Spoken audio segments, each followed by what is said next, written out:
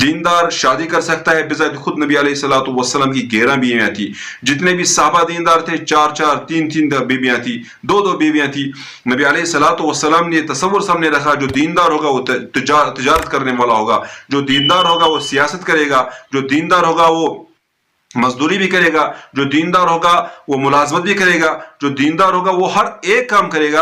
اسی لیے ہمیں یہ چیز آپ صلی اللہ علیہ وسلم کی تعلیم میں ملتی ہے کہ صحابہ سے بڑے کوئی دیندار لوگ ہمیں آپ صلی اللہ علیہ وسلم کے بعد نہیں ملتے ہیں. لیکن وہ صحابہ تجارت کرنے والے بھی تھے، وہ صحابہ جہاد کرنے والے بھی تھے، وہ صحابہ باقی کام کرنے والے تھے. اگر ہم دنیا کے کسی بھی کام کے بارے میں اسلام کو پڑھنا چاہیں گے تو ہمیں صحابہ کی زندگی سامنے ہوتی ہے. یہاں سے معلوم چلتا ہے کہ دیندار ہونے کے ساتھ ساتھ اور اعلی معیار کے اعلی درجے کے دیندار ہونے کے ساتھ ساتھ وہ دنیا کے ہر ایک معاملے میں چلتے تھے. تو آپ صلی اللہ علیہ وسلم نے انقلابی تصور سامنے پیش کیا کہ دین اور دنیا یعنی دینداروں اور دنیا داروں کے درمیان جو امتیازات کیے جاتے ہیں یہ امتیازات سب ختم کر لیے جائیں.